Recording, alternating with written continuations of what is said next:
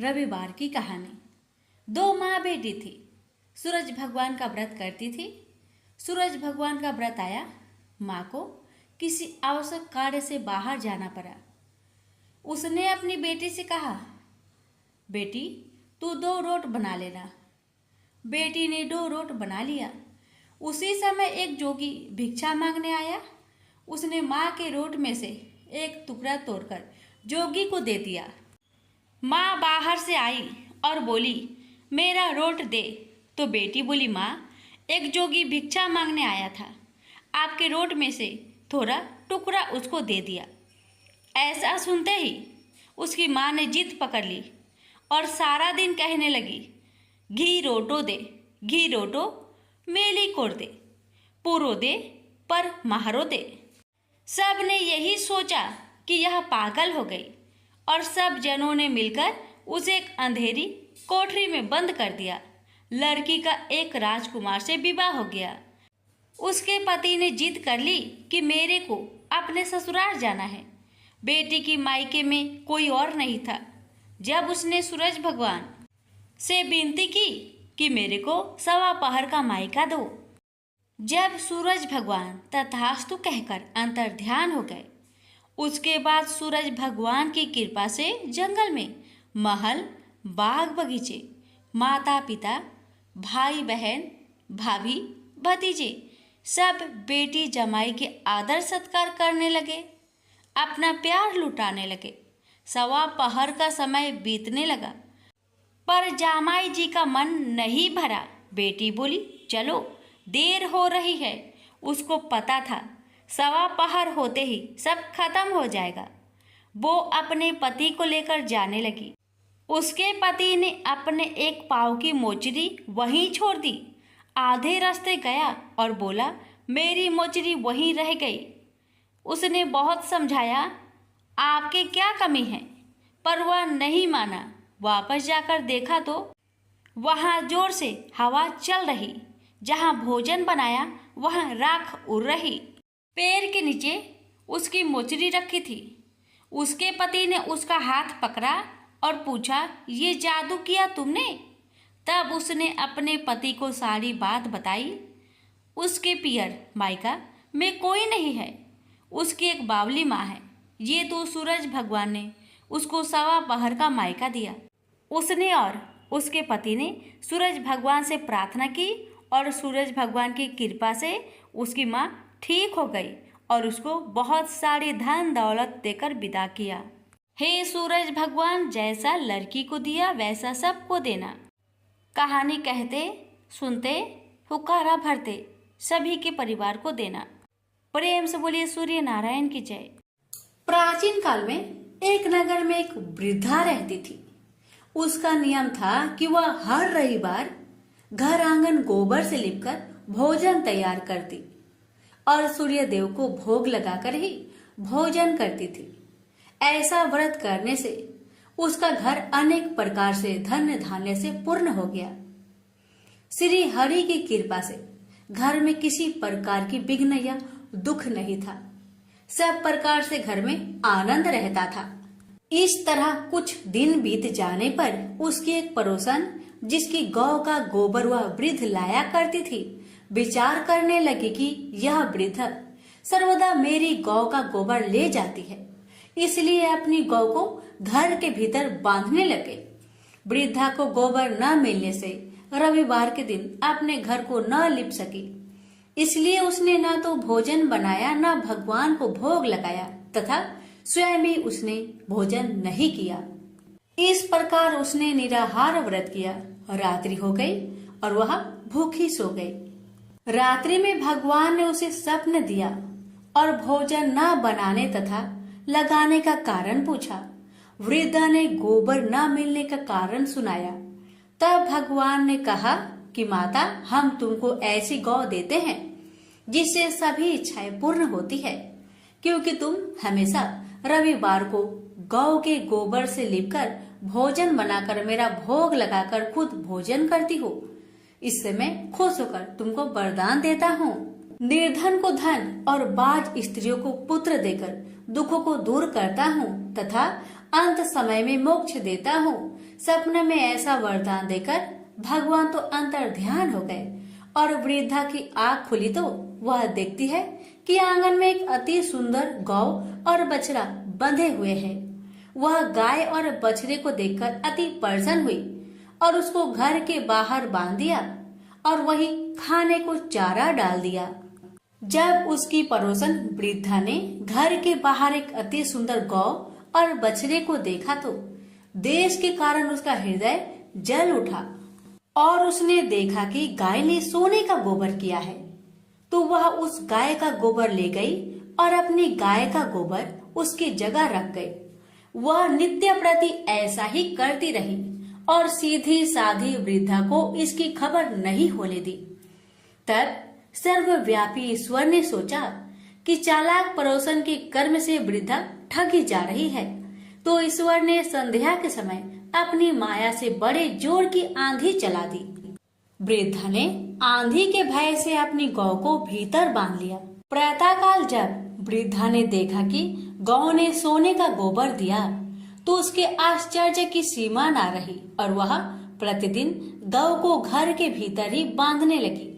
उधर पड़ोसन ने देखा कि बुढ़िया गौ को घर के भीतर बांधने लगी है और उसका सोने का गोबर उठाने का दांव नहीं चलता, तो वह ईर्ष्या और डाह से जल उठी और कुछ उपाय न देखकर पड़ोसन ने उस देश के राजा की सभा में जाकर कहा, महाराज, मेरे पड़ोस में एक वृद्धा के पास ऐसा गौ है जो आप जैसे राजा के ही योग है। वह नित्य सोने का गोबर देती है। आप उस सोने से प्रजा का पालन करिए।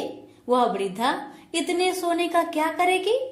राजा ने यह बात सुनकर अपने दूतों को वृद्धा के घर से गौ लाने की आज्ञा दी। वृद्धा प्रातः ईश्वर का भोग लगा भोजन ग्रहण करने जा ही रही थी कि राजा के कर्मचारी गौ को खोलकर ले गए। वृद्धा काफी रोई चिल्लाई, किंतु कर्मचारियों के समक्ष कोई क्या कहता। उस दिन वृद्धा गौ के वियोग में भोजन न खा सकी और रात भर रो रो कर ईश्वर से गौ को पुनः पाने के लिए प्रार्थना करती रही। उधर राजा गौ को देखकर बहुत प्रसन्न हुआ, लेकिन सुबह जैसे ही वह उठा, सारा महल गोबर से भरा दिखाई देने लगा। राजा यह देख घबरा गया। भगवान ने रात्रि में राजा को सपने में कहा कि हे राजा, गाय वृद्धा को लौटाने में तेरा भला है। उसके रविवार के व्रत से प्रसन्न होकर मैंने उसे गाय दी थी। प्रातः होते ही राजा ने वृद्धा को बुलवाकर बहुत से धन के साथ सम्मान सहित गौ बछड़ा लौटा दिया। उसकी पड़ोसिन को बुलाकर उचित दंड दिया। इतना करने के बाद राजा के महल से गंदगी दूर हो गई। उसी दिन से राजा ने नगरवासियों को आदेश दिया कि राज्य की तथा अपनी समस्त मनोकामनाओं की पूर्ति के लिए रविवार का व्रत रखा करो। व्रत करने से नगर के लोग सुखी जीवन व्यतीत करने लगे। कोई भी बीमार तथा प्रकृति का प्रकोप उस नगर पर नहीं होता था। सारी प्रजा सुख से रहने लगे। प्रेम से बोलिए सूर्य नारायण की जय। अटपट नगरी का एक गरीब ब्राह्मण लकड़ियों और घास के लिए हर रोज जंगल में जाया करता था। एक दिन उसने वहां वन देवियों को सूरज भगवान की पूजा करते हुए देखा। सूर्य नारायण के आह्वान का उनका अनुष्ठान अनूठा था। ब्राह्मण ने साहस जुटाकर उनसे पूछा कि ये क्या कर रहे हैं आप लोग? तब उन्होंने उत्तर दिया, यह सूर्य नारायण का अनुष्ठान है। ब्राह्मण ने कहा, मुझे भी इसकी विधि बताइए। तब वन देवियों ने कहा, नहीं, यह बहुत शक्तिशाली अनुष्ठान है। यदि हम तुम्हें सिखा देंगे तो संभवतः तुम अहंकारी हो जाओगे और इसे विधि पूर्वक न करोगे। ब्राह्मण ने वचन दिया, नहीं नहीं, मैं ऐसा बिल्कुल नहीं करूंगा। मैं विनम्रता पूर्वक संपूर्ण विधि का भली भांति पालन करूंगा। तब वन देवियों ने कहा, उसे अनुष्ठान की विधि समझाई कि रविवार को चंदन सार से सूर्य नारायण का चित्र बनाकर उसे पुष्प और फल अर्पित करे। उसके बाद 6 महीने तक हर रविवार को वह ऐसा ही करे। फिर उसके अगले 6 महीने गरीबों को दान करे। ब्राह्मण घर गया और रविवार से अनुष्ठान प्रारंभ कर दिया। उसके अनुष्ठान से सूरज भगवान बहुत प्रसन्न हुए। धन धान्य से ब्राह्मण का घर भर गया। उसे बहुत प्रसिद्धि प्राप्त हुई। एक दिन रानी ने उसे बुलवाया। राजमहल में जाते समय भय से उसकी टांगे कांप रही थी। रानी ने उसे बैठने को आसन दिया और सहृदयता से कहने लगी, डरने की कोई बात नहीं है। हमने आपको इसलिए बुलाया है कि हम चाहते हैं आप अपनी बेटियां हमें दे दे। ब्राह्मण सिसकते हुए कहा, मेरी बेटियां बहुत तंगी में बड़ी हुई है। राजवंश में उनके साथ चाकरों के समान आप व्यवहार करेंगी।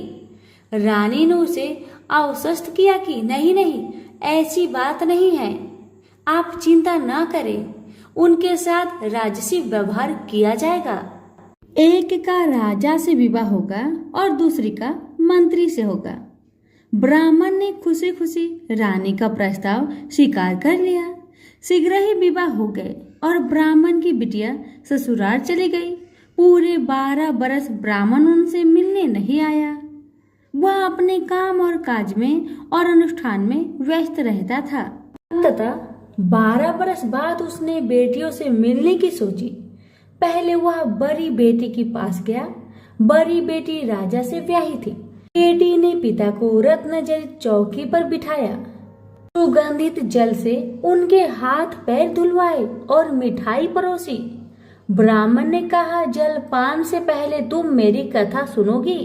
पर बेटी ने कहा, नहीं बाबा, आज मुझे अवकाश नहीं। महाराज अखेट के लिए प्रस्थान करने वाले हैं। मुझे उनके खाने की व्यवस्था करनी होगी। ब्राह्मण को उसका व्यवहार बहुत अशिष्ट लगा। वह क्रोध होकर वहां से चल पड़ा। ब्राह्मण वहां से छोटी बेटी के पास गया जो कि मंत्री से ब्याही गई थी। बेटी पिता को देखकर बहुत प्रसन्न हुई। बेटी ने उसे नक्काशीदार चौकी पर बिठाया। सुगंधित जल से हाथ पांव धुलवाए और उनके खाने के लिए मिठाई लेकर आई।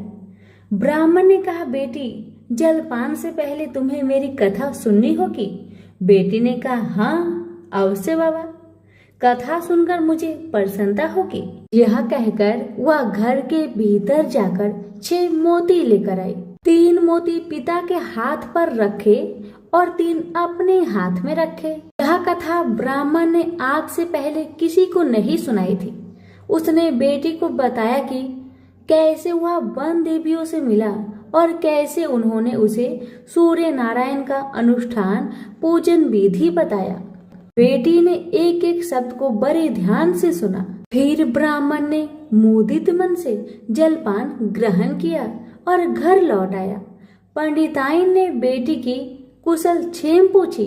ब्राह्मण ने उसे सारी बातें बताई और कहा कि बड़ी वाली मेरी बेटी ने मेरी कथा नहीं सुनी, उसे इसका फल भुगतना पड़ेगा। और वही हुआ। उसका पति सेना लेकर दूसरे राज्य पर आक्रमण करने गया था और वापस नहीं लौटा, पर दूसरी बेटी ने उसकी कथा सुनी थी, सो वह सुखी थी। उसकी समृद्धि दिनों दिन बढ़ती गई। दुर्भाग्य से बड़ी बेटी का पिंड नहीं छोड़ा।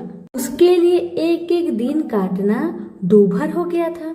एक दिन उसने अपने बड़े बेटे से कहा, घर में कुछ नहीं है, अपनी मौसी के पास जाओ और कोई उपहार लेकर आओ।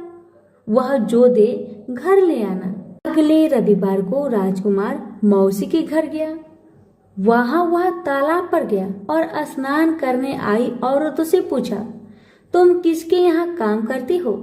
उन्होंने उत्तर दिया, हम मंत्री की पत्नी की दासियां हैं। राजकुमार ने कहा, अपनी मालकिन से जाकर कहो कि उनकी बहन का बेटा आया है। ये भी कह देना कि उसके कपड़े फटे हुए हैं, इसलिए वो उसे पिछले दरवाजे से महल के भीतर आने दे। दासियां उसे पिछले दरवाजे से भीतर ले गई। मौसी ने उसके नहाने के लिए सुवासित जल रखवाया, पहनने को नए कपड़े दिए और राजसी भोज करवाया। फिर उसने बेटे को मोहरों से भरा हुआ कद्दू दिया।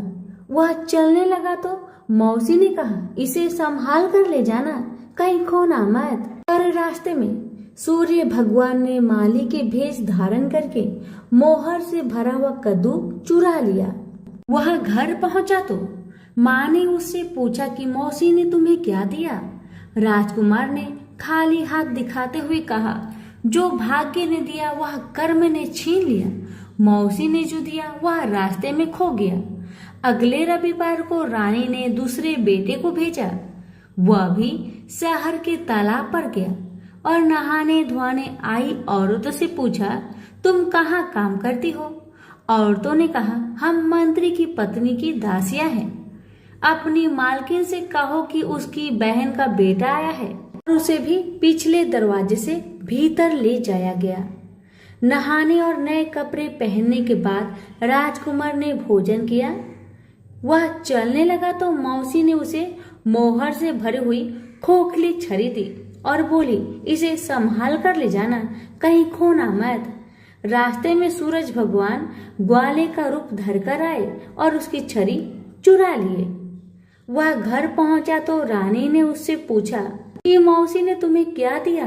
राजकुमार ने खाली हाथ दिखाकर कहा, जो भाग्य ने दिया वह कर्म ने छीन लिया। तीसरे रविवार को रानी ने तीसरे बेटे को भेजा। वह भी सीधे तालाब पर गया। मौसी ने उसकी भी वैसे ही खातिरदारी की। उसे नहलवाया, कपड़े दिए और खाना खिलाया। चलते समय उसने उसे मोहर से भरा हुआ खोखला नारियल दिया और कहा, इसे संभाल कर ले जाना, खोना मत। रास्ते में राजकुमार कुएं की जगह पर सुस्ताने के लिए रुका।